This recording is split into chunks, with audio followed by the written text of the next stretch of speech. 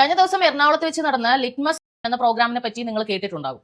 എന്തുകൊണ്ടാണെന്ന് വെച്ചാൽ സോഷ്യൽ മീഡിയയിൽ ഇന്ന് ലൈവായിട്ടിരിക്കുന്ന എല്ലാ വ്യക്തികളുടെയും മുന്നിൽ ലിറ്റ്മസ് നെ പറ്റിയിട്ടുള്ള എല്ലാ ചർച്ചകളുടെയൊക്കെ പോസ്റ്റുകൾ ഇതിനോടകം വന്നു കാണും. മുഖ്യധാര മാധ്യമങ്ങളിൽ വരെ വലിയ രീതിയിൽ ചർച്ചയായ ഒരു സംഭവം ശരിക്കും ലിറ്റ്മസിന്റെ വേദിയിൽ കഴിഞ്ഞ ദിവസം നടക്കുകയുണ്ടായി. ബോംബ് ഭീഷണി പോലുള്ള കാര്യങ്ങളൊക്കെ നിങ്ങൾ കേട്ടിട്ടുണ്ടാവുമല്ലോ. അതുപോലത്തെ സില്ലി കാര്യങ്ങളൊക്കെ ഇട്ട് പേടിപ്പിക്കാനൊക്കെ നല്ല രീതിയിൽ നോക്കിയിരുന്നു ഈ ഒരു പ്രോഗ്രാം മുടക്കാൻ വേണ്ടിയിട്ട്. നമുക്കറിയാം, മതത്തെ ഇൻവോൾവ് ചെയ്യാത്ത, ജീവിതത്തിൽ മതത്തെ ഇൻവോൾവ് ചെയ്യാൻ ഒട്ടും ആഗ്രഹിക്കാത്ത കുറെ ആളുകളുടെ കൂട്ടമാണ് സത്യത്തിൽ ലിറ്റ്മസ് എന്ന് പറയുന്ന ഒരു ഗ്രൂപ്പ് കൊണ്ട് ഉദ്ദേശിക്കുന്നത്. സി രവിചന്ദ്രന്റെ ഒക്കെ പ്രസംഗങ്ങളൊക്കെ കേട്ടിട്ടുള്ള ആൾക്കാരായിരിക്കും നമ്മൾ. കുറെയൊക്കെ ശരിയുണ്ടെന്ന് നമുക്ക് തോന്നുന്ന രീതിയിൽ തന്നെയാണ് അദ്ദേഹം കാര്യങ്ങൾ പ്രസന്റ് ചെയ്യുന്നത്. അതുകൊണ്ട് തന്നെ അവരുടെ പിറകിൽ ഒരുപാട് പേര് ലിബറലിസം അല്ലെന്നുണ്ടെങ്കിൽ ഫ്രീഡം, സമാധാനം ഒക്കെ ആഗ്രഹിക്കുന്ന ഒരുപാട് പേര് അണിനിരന്ന് പോകുന്ന ഒരു കാഴ്ച നമ്മൾ കാണുന്നുണ്ട്. അപ്പൊ ഇത് വലിയ രീതിയിൽ ചിലരെയൊക്കെ അസ്വസ്ഥരാക്കുന്നുണ്ട്. അതിലൊരു കൂട്ടമാണ് സത്യത്തിൽ മതത്തെ തീവ്രമായി പിൻപറ്റുന്ന കുറെ ആളുകൾ. ഇതിൽ എസൻസ് ഗ്ലോബലിന്റെ ലൈഫ് ടൈം അച്ചീവ്മെന്റ് പുരസ്കാരം നൽകിയ ആ ഒരു മോമെന്റ് ഇന്ന് ലോകത്തെ എല്ലായിടത്തും ചർച്ചയായിക്കൊണ്ടിരിക്കുന്ന ഒരു മോമെന്റ് ആണ്. അതിന്റെ പ്രത്യേകത എന്താണെന്ന് വെച്ചാൽ ആ പുരസ്കാരം സമ്മാനിച്ചത് പ്രൊഫസർ ടി.ജെ. ജോസഫാണ്. അദ്ദേഹത്തെ നമുക്കറിയാം, അറ്റുപോകാത്ത ഓർമ്മകൾ എന്ന അദ്ദേഹത്തിന്റെ പുസ്തകം വായിച്ചു കഴിഞ്ഞാൽ നമുക്ക് സത്യത്തിൽ ഒരു വിങ്ങലോടെ അല്ലാതെ നമുക്കത് വായിച്ചു തീർക്കാൻ സാധിക്കില്ല. ഒരു മനുഷ്യൻ തിന്നു തീർത്ത തീ അല്ലെങ്കിൽ ജീവിച്ചു തീർത്ത ജീവിതം എന്ന് പറയുന്നത് എത്രത്തോളം ദുസ്സഹമായിരുന്നു, ആരാണ് അത് ദുസ്സഹമാക്കിയത്, അങ്ങനെയുള്ള കാര്യങ്ങളെ പറ്റി നമ്മൾ ആരായുന്ന സമയത്ത് ശരിക്കും മനുഷ്യ മനസാക്ഷിക്ക് ഒരിക്കലും അംഗീകരിച്ചു കൊടുക്കാൻ പറ്റാത്തൊരു സംഗതിയാണ് നടന്നത്. അദ്ദേഹത്തിന്റെ വലത് കൈ അറ്റ് മാറ്റപ്പെട്ടു അല്ലെങ്കിൽ വെട്ടിയിടപ്പെട്ടു. ആരാണ് അത് ചെയ്തത്? അദ്ദേഹം ഒരു പ്രൊഫസറായിരുന്നു. നമുക്കറിയാം, ഒരു ചോദ്യപേപ്പർ തയ്യാറാക്കുന്ന സമയത്ത് അദ്ദേഹം കാഷ്വലി എഴുതിയ ഒരു ചോദ്യത്തിൽ ഉള്ളൊരു സംബോധനയിൽ വന്നത് ഒരു ദൈവത്തിന്റെ പേരായിരുന്നു. അത് അദ്ദേഹത്തിന് നഷ്ടപ്പെടുത്തിയ അദ്ദേഹത്തിന്റെ ജീവിതമാണ്. അദ്ദേഹത്തിന്റെ ഭാര്യ ആത്മഹത്യ ചെയ്തു. വലിയ ഡിപ്രഷൻ രോഗിയായി ലൈഫ് മുഴുവനും വിഷമിച്ചതിന് ശേഷമാണ് അവർ ആത്മഹത്യ ചെയ്തത്. അദ്ദേഹം കണ്ണിൽ എണ്ണ ഒഴിച്ച് കാത്തിരിക്കുകയായിരുന്നു അവരങ്ങനെ ഒരു കടുങ്കൈ ചെയ്യാതിരിക്കാൻ. എന്നിട്ടും അത് സംഭവിച്ചു. അദ്ദേഹം ഇതിനെ സംബന്ധിച്ച് കോളിളക്കം സൃഷ്ടിച്ച ഒരു കേസ് ഉടലെടുത്തപ്പോഴത്തേക്ക് സഭ അദ്ദേഹത്തെ തള്ളി പറഞ്ഞു എന്നുള്ളതാണ്. അദ്ദേഹം ജീവനും കൊണ്ട് ഒളിച്ചോടി ഒരു സ്ഥലത്ത് പോയ സമയത്ത് അദ്ദേഹത്തെ കയ്യിൽ കിട്ടാൻ വേണ്ടി അദ്ദേഹത്തിന്റെ മകനെ വളരെ ക്രൂരമായിട്ടാണ് മൂന്നാമർ ഉപയോഗിച്ച് പോലീസ് അന്ന് ട്രീറ്റ് ചെയ്തത്. പോലീസിന് അത്തരത്തിലുള്ള യാതൊരു റൈറ്റും നിയമപരമായി ഇല്ലാതിരിക്കെ കുറെ മത സംഘടനകളുടെ തീവ്രമായിട്ടുള്ള പ്രഷറിന്റെ കീഴിൽ ഇവിടുത്തെ സർക്കാർ മുട്ടുകുത്തിയതിന്റെ ഫലമായിട്ടാണ് പ്രൊഫസർ ജോസഫ് ഇത്രയധികം കാര്യങ്ങൾ അനുഭവിക്കേണ്ടി വന്നത്. അവിടെ നിന്ന് നോക്കിയാൽ അദ്ദേഹം മരിച്ചു പോകാതെ, മനസ്സുകൊണ്ടും ശരീരം കൊണ്ടും മരിച്ചു പോകാതെ ഇന്നും ജീവിച്ചിരിക്കുന്നു. അദ്ദേഹം നേരിട്ട ക്രൂരതയെ പറ്റി അദ്ദേഹം പറഞ്ഞുകൊണ്ടേയിരിക്കുന്നു. നമുക്കറിയാം, തീവ്രമായ മതചിന്ത പിൻപറ്റുന്ന സംഘടനയായ SDPI നിന്നാണ് ഇത്രയും ദുസ്സഹമായ ഒരു ജീവിതം അദ്ദേഹത്തിന് ലഭിച്ചത്, അല്ലെങ്കിൽ അദ്ദേഹം അതിന് ഇരയാകേണ്ടി വന്നത്. അദ്ദേഹം ലൈഫ് ടൈം അച്ചീവ്മെന്റ് കൊടുക്കുന്ന വ്യക്തി ആരാണെന്ന് അറിയാമോ? അവരുടെ പേര് തസ്ലീമ നസ്ലിം. അവരും ഇതുപോലെ തീവ്ര മതചിന്ത പിൻപറ്റുന്ന കുറെ ആളുകളുടെ തീവ്രവാദപരമായിട്ടുള്ള കാര്യങ്ങൾക്ക് ഇരയായ ഒരു വ്യക്തിയാണ്. 1994 അവർ ലജ്ജ എന്നൊരു നോവൽ എഴുതുന്നു. അത് ബാബറി മസ്ജിദ് തകർക്കപ്പെട്ടതും അതുമായി ബന്ധപ്പെട്ടുണ്ടായ കലാപത്തെയൊക്കെ പരാമർശിക്കുന്ന ഒരു നോവലായിരുന്നു. ഇത് വലിയ രീതിയിൽ വിറ്റുപോയി. ഏകദേശം കണക്കുകൾ പറയുന്നതിനനുസരിച്ച് 2 ലക്ഷം കോപ്പികളാണ് ചൂടപ്പം പോലെ വിറ്റഴിഞ്ഞു പോയത്. അപ്പൊ ഇത് വലിയ രീതിയിൽ കുറെ മത തീവ്രവാദികളെ പ്രകോപിപ്പിച്ചു. അവര് ഈ പെൺകുട്ടിയെ വേട്ടയാടാൻ തുടങ്ങി. അപ്പൊ ആ സമയത്ത് ഇവർ ബംഗ്ലാദേശ് സ്വദേശിയാണ്, ബംഗ്ലാദേശ് പൗരനാണ്. അപ്പൊ അവിടെയാണ് താമസിക്കുന്നത്. അവിടെ ഒന്നും ഇവർക്ക് പലായനം ചെയ്യേണ്ടി വന്നു. അതിനുശേഷം എന്ത് സംഭവിച്ചു എന്നുള്ളത് വിക്കിപീഡിയയിൽ തന്നെ വ്യക്തമായിട്ട് കൊടുത്തിട്ടുണ്ട്. നമുക്ക് അതൊന്ന് വായിക്കാം. കാരണം നമ്മുടെ മനസ്സിൽ തോന്നുന്നു നമ്മൾ അറിഞ്ഞതും ചുമ്മാതെ പറഞ്ഞിട്ട് കാര്യമില്ലല്ലോ. അപ്പം നമുക്ക് എപ്പോഴും വിക്കിപീഡിയ ഒരു 90% ഒക്കെ വിശ്വാസയോഗ്യമായിട്ടുള്ള ഒരു പ്ലാറ്റ്ഫോമാണ്. അപ്പൊ അതിലെന്താ പറഞ്ഞിരിക്കുന്നത് നമുക്ക് നോക്കാം. 1994 മുതൽ വിവിധ രാജ്യങ്ങളിൽ കഴിഞ്ഞു വന്ന തസ്ലീമയ്ക്ക് 2004 ഇന്ത്യ താമസം അനുവദിച്ചിരുന്നു. ഇതിടയ്ക്കിടെ കേന്ദ്ര സർക്കാർ പുതുക്കി നൽകിയിരുന്നെങ്കിലും 2008 മുസ്ലിം സംഘടനകളുടെ വധഭീഷണിയെ തുടർന്ന് കേന്ദ്ര സർക്കാർ ഇവരെ വീട്ടുതടങ്കലിൽ വെച്ചു. തുടർന്ന് വിദേശത്തേക്ക് പോയി അവർ 2011 ഇന്ത്യയിൽ തിരിച്ചെത്തി. ഡൽഹിയിലെ രഹസ്യ കേന്ദ്രത്തിൽ പോലീസ് സംരക്ഷണയിലായിരുന്നു തസ്ലീമയുടെ താമസം. 2014 ഓഗസ്റ്റിൽ ഇന്ത്യയിലെ താമസാനുമതി കേന്ദ്ര സർക്കാർ റദ്ദാക്കി. 2 മാസത്തെ ടൂറിസ്റ്റ് വിസ മാത്രം തസ്ലീമയ്ക്ക് നൽകാൻ തീരുമാനിച്ചു. 2015 ആഗസ്റ്റ് വരെ വിസയ്ക്ക് കാലാവധി ഉണ്ടായിരിക്കെ 2015 അമേരിക്കയിലേക്ക് താമസം മാറി. അൽഖ്വയ്ദ ബന്ധമുള്ള ബംഗ്ലാദേശിലെ മതമൗലിക ശക്തികളുടെ ഭീഷണി കണക്കിലെടുത്തായിരുന്നു ഇത്. കണ്ടോ, മത തീവ്ര ചിന്തയുള്ള ആൾക്കാരെ കൊണ്ട് ജീവിതം എന്ന് പറയുന്നത് ഒരു പലായനം മാത്രമാക്കി തീർക്കേണ്ടി വന്ന ഒരു സ്ത്രീയുടെ കഥയാണ് നിങ്ങളിപ്പോൾ കേട്ടത്. അവർക്കാണ് life time achievement award Joseph മാഷ് നൽകുന്നതെന്ന് ആലോചിക്കുക.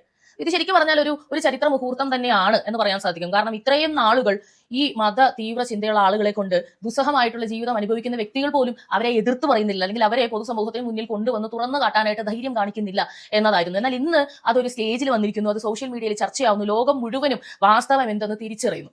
ശരിക്കും ജോസഫ് മാഷിന്റെ ഒരു പ്രസംഗം നമ്മൾ കേട്ട് കഴിഞ്ഞാൽ നമ്മുടെ ഉള്ളങ്ങ് കുളിർന്നു പോകും. അതൊന്ന് കേൾക്കും. എന്റെ ഈ കൈകൾ കൊണ്ട് അറ്റുപോയിട്ട് തുന്നിച്ചേർത്ത ഈ കൈകൾ കൊണ്ട് ഈ എസൻസ് ഗ്ലോബലിന്റെ പുരസ്കാരം നൽകുന്നത് എന്നെ സംബന്ധിച്ചും എൻ്റെ കൈകൾക്കും അതുപോലെ തന്നെ മനസ്സിനും അത്യധികം എന്താണ് പറയേണ്ടത്, ആഹ്ലാദകരമായിട്ടുള്ള ഒരു സംഗതിയാണ്. ജീവിതത്തിന്റെ ഒരു പകുതിക്കാലം കഴിഞ്ഞതിന് ശേഷമാണ് എനിക്ക് ഈ പറയുന്ന മതനിന്ദയുടെ പേരിലൊക്കെ ഭയപ്പെടേണ്ടി വന്നത്. പക്ഷേ ജീവിതകാലം തുടങ്ങുന്ന സമയത്ത് തന്നെ, യുവതിയായിരിക്കുമ്പോൾ തന്നെ മതനിന്ദയുടെ പേരിൽ വേട്ടയാടപ്പെട്ട് ഇപ്പോഴും ഭയത്തിന്റെയും വിഹുലതയുടെയും കരിനിഴലിൽ കഴിയുന്ന അവർക്ക് എല്ലാവിധ നന്മകളും ഉണ്ടാവട്ടെ എന്ന് ആശംസിച്ചുകൊണ്ട് കണ്ടില്ലേ, ഇതൊരു ചരിത്ര മുഹൂർത്തമാണ്, അല്ലെങ്കിൽ ഓർത്തു വെക്കേണ്ട ഒരു മൊമെന്റ് ആണെന്ന് പറഞ്ഞത് ഈ ഒരു വാക്കുകളും കൂടി കേട്ടിട്ടാണ്. തീർച്ചയായും ഒരു ജീവിതം മുഴുവനും അനുഭവിച്ചു തീർത്ത ഒരു വ്യക്തി, കേൾക്കുന്ന നമ്മൾക്ക് ഇങ്ങനെ ഉണ്ടെങ്കിൽ അതുപോലെ അനുഭവിച്ചു തീർത്ത വ്യക്തികളെ സംബന്ധിച്ച് അവർ കണ്ടുമുട്ടുന്നത്, അവരിപ്പോഴും ജീവിച്ചിരിക്കുന്നത്, അവരതിനെ അതിജീവിച്ചു എന്നുള്ളത്, 4 പേരോട് അതേക്കുറിച്ച് ഇപ്പോഴും ധൈര്യമായിട്ട് സംസാരിക്കുന്നു, ഇത്രയധികം ഡാമേജുകൾ ഉണ്ടായിട്ടും.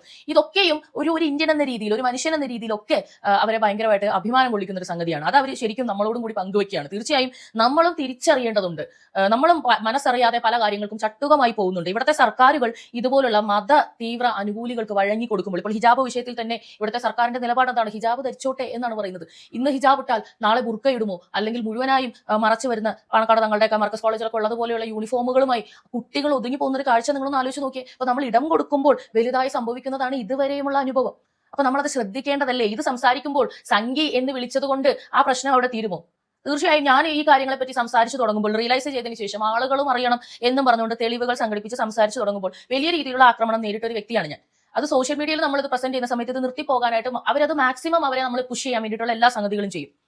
പക്ഷേ ഇതിനെല്ലാം അതിജീവിച്ച് നമ്മൾ മുന്നോട്ട് വരുമ്പോഴത്തേക്ക് നമ്മൾ ഇവരെ തുറന്നു കാണിക്കണം. അപ്പൊ ഇവർക്ക് എത്രത്തോളം ശക്തിയുണ്ട്? സർക്കാരുകൾ വഴിപ്പെട്ട് പോകുമ്പോൾ ഇതിനോട് എതിർക്കുന്ന ഒരു സർക്കാർ ഇവിടെ വന്നില്ലെങ്കിൽ നാളെ നമ്മുടെ അവസ്ഥ എന്താകും? വരും തലമുറയുടെ അവസ്ഥ എന്താകും? എത്രത്തോളം ഡേഞ്ചറസ് ആയിട്ടുള്ള ഒരു പാത്തിലൂടെയാണ് സത്യത്തിൽ കേരളം കടന്നു പോകുന്നത്? ഇത് നമ്മൾ ചിന്തിച്ചറിയേണ്ട, അല്ലെങ്കിൽ മനസ്സിലാക്കേണ്ട ഒരു സംഗതി തന്നെയാണ്. UDF-നും CPM-നും സത്യത്തിൽ ഇവരോട് എതിർക്കാനായിട്ട് സാധിക്കില്ല എന്നുള്ളത് മനസ്സിലാക്കണം. ഇപ്പോൾ കേന്ദ്രത്തിൽ BJP ഭരിക്കുന്നതുകൊണ്ടുള്ള ഗുണം എന്താണെന്ന് കശ്മീരിലെ ഒരു പൗരൻ പറയുന്ന ഒരു റീൽ കണ്ടോളൂ. मैं 98 का 12th किया हूँ, स्वीपर नहीं लगा आज तक, एवरेज हो गया। तो मैं तो कांग्रेस की सरकार का देन हूँ ना, आपके सामने हूँ। हमारे दादा परदादा लकड़दादा उन्हीं को वोट देते रहे, लेकिन हम वहीं के वहीं इसी पहाड़ में कोई डेवलपमेंट नहीं कर पाए। उनकी ढीली सरकारें थी। मोदी जी की सरकार कैसी है? जो कहेंगे वो करेंगे। अभी आप कुछ देर पहले एक आदमी से सवाल पूछ रहे थे कि वो उस टाइम पे यहाँ मिलिटेंसी क्यों थी? क्योंकि ढीलापन था, सरकारों ने ढीलापन छोड़ा हुआ था। बॉर्डर अब जैसे सील है ना, वैसे पहले नहीं थे। अभी भी कश्मीर में कोई पत्थर मार के देखे, अभी भी 6 महीने बंद करके कोई देखे, कैसे करेगा? क्योंकि सेंटर मजबूत है। अगर सेंटर मजबूत है तो स्टेट भी मजबूत रहता है। इसलिए हमारा पूरा योगदान मोदी जी के साथ। ഇദ്ദേഹം പറയുന്നത് കണ്ടോ? മുൻപ് കോൺഗ്രസ് സർക്കാരുകൾ ഭരിച്ചിരുന്നപ്പോൾ കശ്മീർ എങ്ങനെയായിരുന്നു, ഇപ്പോൾ മോദി വന്നതിന് ശേഷം കശ്മീർ എങ്ങനെയാണ് എന്നുള്ളത് ഇവിടുത്തെ മാധ്യമങ്ങളും അതുപോലെ കുറെ കാശ് കൊടുത്തിറക്കുന്ന നടന്മാരും നടിമാരും പറയുന്നത് വിശ്വസിക്കേണ്ട. അവിടുത്തെ ജനങ്ങൾ പറയുന്നത് കേൾക്കൂ. അവർക്ക് ഇപ്പോൾ സ്വതന്ത്രമായി ജീവിക്കാൻ സാധിക്കുന്നു, പണിയെടുത്ത് പൈസ ഉണ്ടാക്കാൻ സാധിക്കുന്നു, ജീവിതം ആസ്വദിക്കാൻ സാധിക്കുന്നു.